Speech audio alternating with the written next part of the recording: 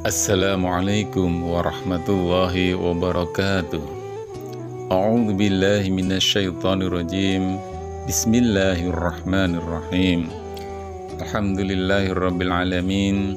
Asyhadu an la ilaha illallah wahdahu la syarikalah wa asyhadu anna Muhammadan abduhu wa rasuluh. Allahumma shalli ala Muhammad wa ala alihi wa sahbihi ajma'in.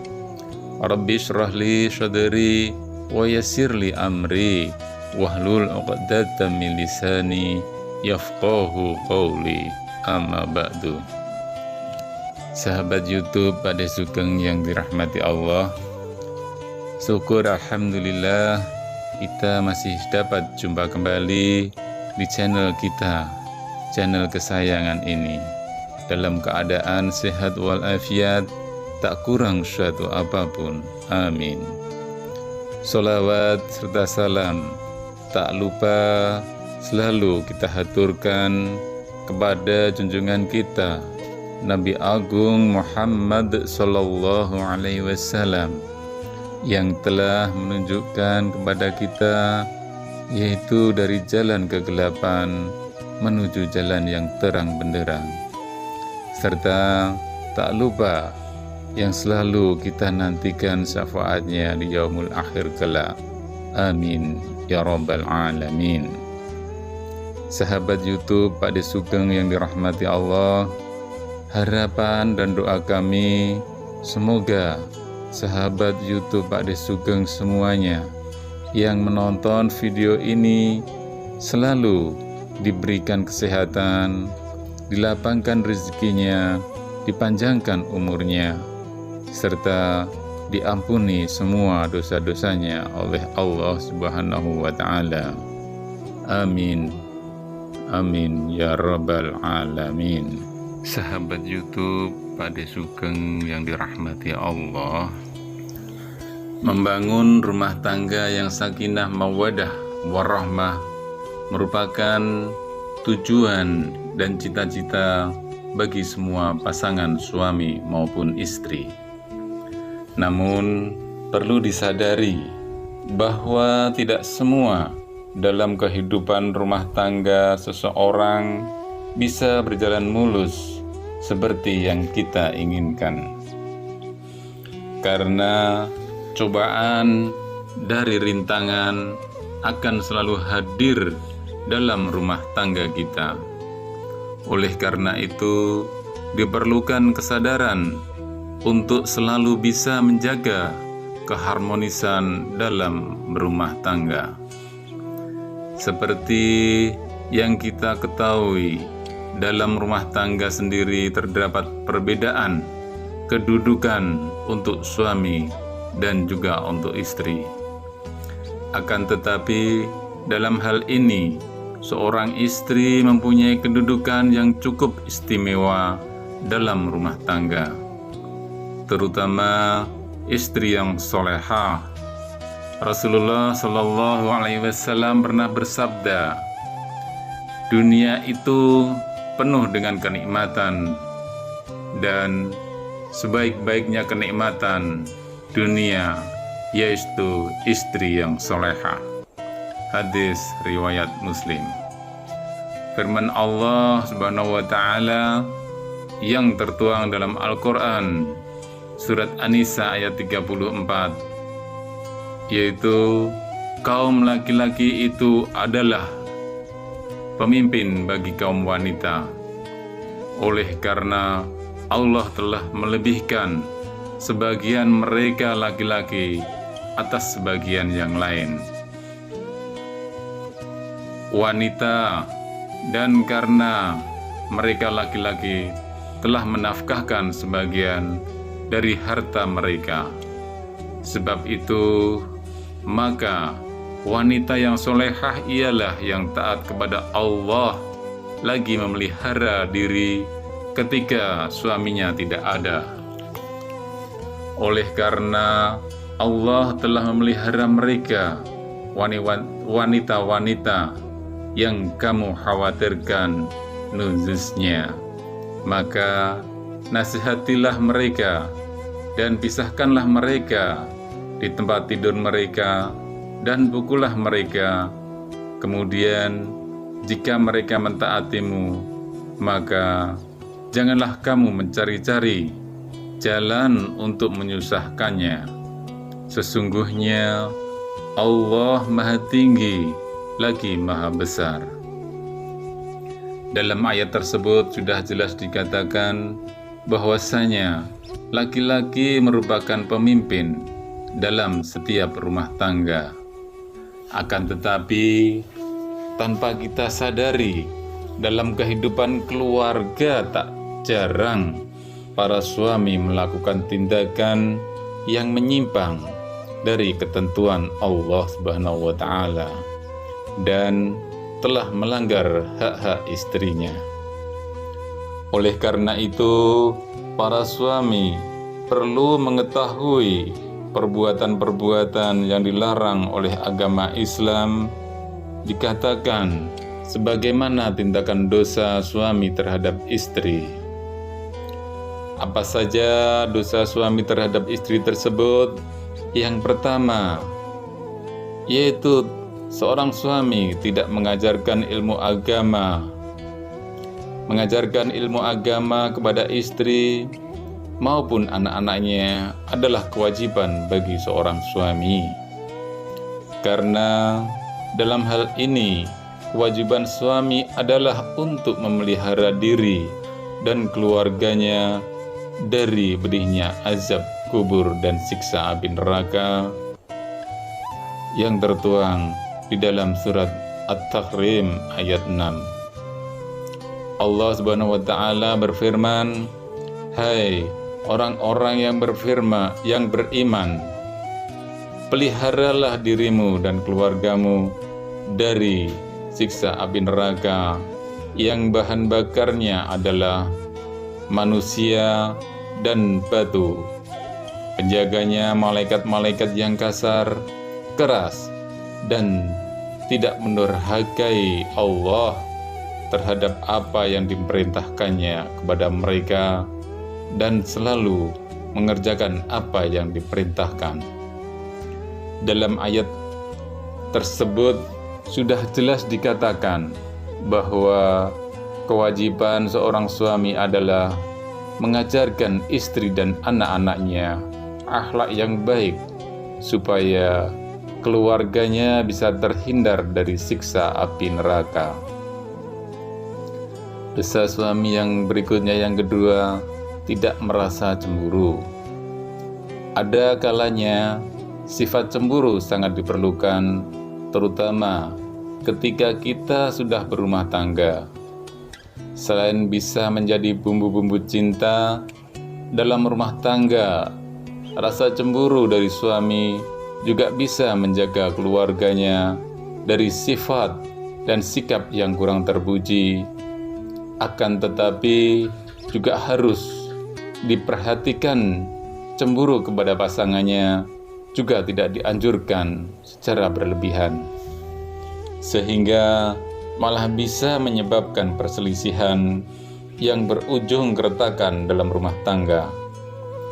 Dalam hadis riwayat An-Nasa'i sudah dijelaskan 3 golongan yang Allah tidak akan melihat mereka pada hari kiamat, yaitu seseorang yang durhaka kepada kedua orang tuanya, wanita yang menyerupai laki-laki, yang dimaksud adalah seorang laki-laki, dalam rumah tangga yang tidak memiliki kecemburuan terhadap istri atau keluarganya, sama sekali jadi perbuatan menyimpang. Apapun yang dilakukan oleh istri dan anak-anaknya tidak pernah mendapat teguran dari suami. Hal ini sangat tidak dibenarkan dalam ajaran agama Islam karena bisa berdampak buruk bagi keluarganya. Yang selanjutnya, 9 dosa suami terhadap istri yang sering terjadi. Yang ketiga yaitu tidak memberi nafkah kepada istrinya.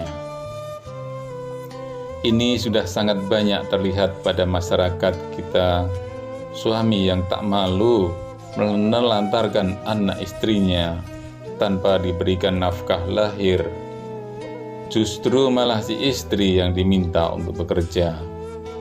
Kalau kita mau berpikir, seorang wanita yang rela meninggalkan kedua orang tuanya demi mengabdi kepada suami, dan bahkan rela mengandung anak dan juga melahirkan anak untuk suami. Akan tetapi, perjuangan hidup dan mati seorang wanita tersebut seolah tiada arti di mata seorang suami. Sungguh yang demikian itu suami yang telah berdosa kepada istrinya. Rasulullah Shallallahu Alaihi Wasallam pernah bersabda, seseorang cukup dipandang berdosa bila ia menelantarkan belanja orang yang menjadi tanggung jawabnya. Hadis riwayat Abu Daud, Muslim, Ahmad, dan Tabarani. Yang berikutnya, yang keempat, membiarkan istri bekerja. Untuk suami sudah tak heran lagi banyak seorang istri yang rela bekerja demi membantu perekonomian keluarganya. Sudah banyak kita lihat justru malah sebaliknya, seorang istri yang bekerja untuk keluarga. Suami sebagai kepala rumah tangga malah enak-enakan di rumah tanpa terpikir bahwa peran seorang suami adalah sebagai kepala rumah tangga yang harus bertanggung jawab memberi nafkah untuk keluarganya. Jika seorang suami tidak bekerja karena malas dan menyerahkan semua kebutuhan ekonomi kepada istri, maka suami yang seperti itu akan dilaknat oleh Allah Subhanahu wa Ta'ala di dunia. Rasulullah Shallallahu Alaihi Wasallam pernah bersabda, tidak akan beruntung suatu kaum yang dipimpin oleh seorang wanita. Hadis riwayat Bukhari, Tirmidzi, dan Nasai. Dari hadis tersebut dijelaskan bahwa yang seharusnya memegang peran penting untuk kelangsungan hidup keluarganya adalah seorang suami. Jika suami menyerahkan semua kebutuhan hidup kepada seorang istri, maka hidupnya tidak akan beruntung.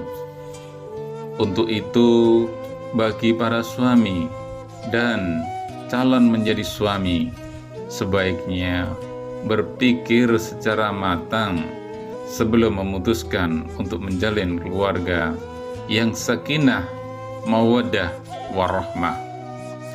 Persiapkan terlebih dahulu segala sesuatunya supaya ketika menjadi seorang suami bisa mengambil peran sebagai pemimpin dalam rumah tangga dan disegani dalam rumah tangga sebagai kepala keluarga. Lalu yang berikutnya, yang kelima, memiliki perasaan benci kepada istri.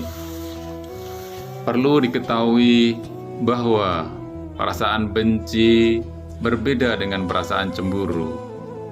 Benci adalah suatu sifat yang tidak suka terhadap orang lain yang berkepanjangan dan akan terus tidak suka sekalipun orang yang dibencinya berbuat baik kepada orang yang membenci.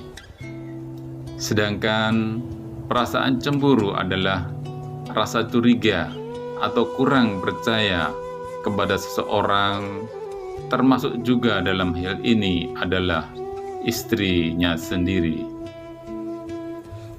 Akan tetapi, rasa cemburu akan hilang manakala tidak ada bukti yang membenarkan atas suatu tindakan atau yang dicurigai, atau setelah mendapatkan kejelasan dari suatu permasalahan. Rasulullah Shallallahu Alaihi Wasallam bersabda, janganlah seorang suami yang beriman membenci istrinya yang beriman jika dia tidak menyukai satu akhlak darinya dia pasti meridhoi akhlak lain darinya. Hadis riwayat Muslim. Jadi sudah jelas bahwasanya kita dilarang untuk membenci istri sendiri, karena tidak semua sifat dan sikap yang ada pada istri selalu buruk. Akan tetapi di balik keburukan istri atau sikap tersebut ada satu atau beberapa sifat dan sikap yang baik. Yang selanjutnya yaitu sifat dosa suami terhadap istri. Yang keenam, tidak mau membantu dalam pekerjaan rumah tangga. Tidak sedikit suami yang malas membantu pekerjaan rumah tangga keluarganya. Para suami biasanya merasa kalau sudah memberikan nafkah lahir, tugas suami sudah selesai. Padahal kita tahu tugas seorang istri sangatlah berat. Misalkan posisinya dibalik, mungkin para suami tidak akan mampu mengambil peran dari tugas seorang istri. Untuk itu, para suami, meskipun sebagai kepala rumah tangga dan sekaligus pemimpin dalam rumah tangga, hendaknya ikut membantu meringankan pekerjaan rumah tangga dari seorang istri. Bahkan seorang Rasulullah Shallallahu Alaihi Wasallam telah mencontohkan untuk membantu istri dalam setiap persoalan rumah tangganya. Sesuai dengan sabda Rasulullah yang ditulis oleh Imam Bukhari, Rasulullah membantu pekerjaan istrinya, dan jika datang waktu sholat, maka beliau pun keluar untuk sholat. Hadis riwayat Bukhari. Yang berikutnya yaitu yang ketujuh, menyebarluaskan aib istri. Aib seorang istri merupakan aib dalam keluarga, dan tugas keluarga adalah menutupi tersebut supaya tidak menyebar sampai ke masyarakat.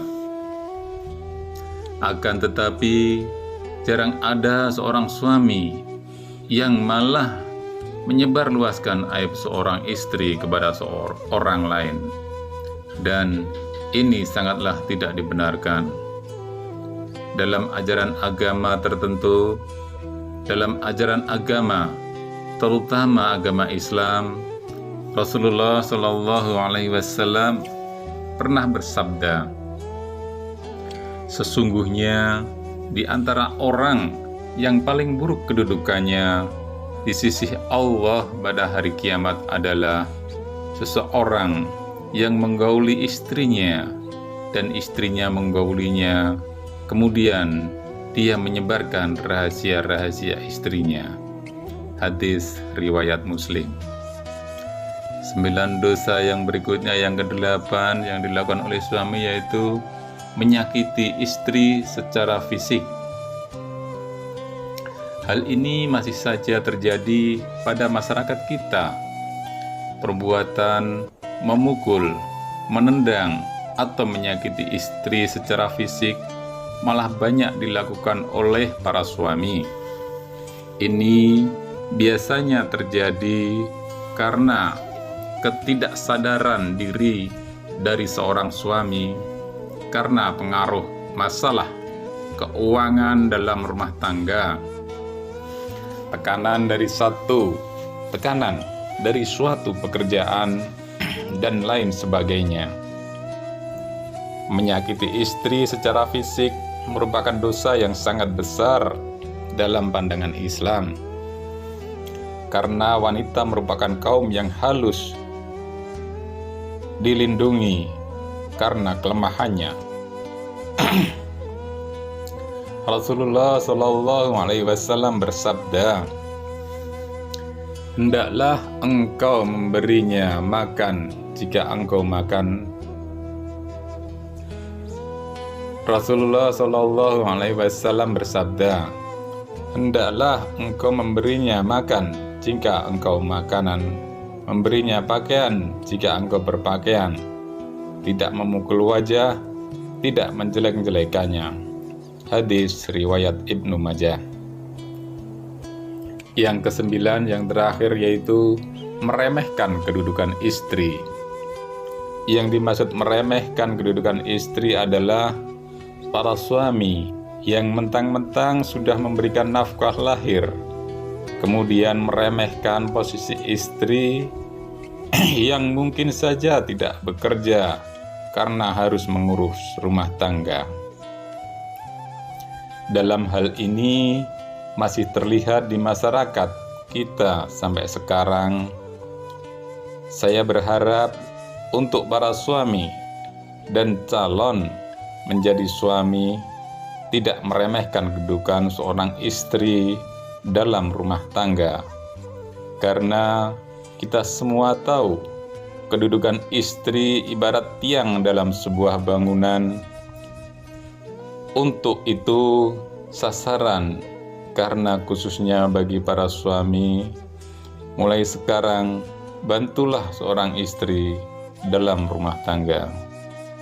Insya Allah, apabila dalam keluarga saling membantu, saling menutupi aib keluarga, saling menghargai satu sama lain, keluarga, saudaraku semuanya akan menjadi keluarga yang sakinah, mawaddah, warahmah, dan berkah.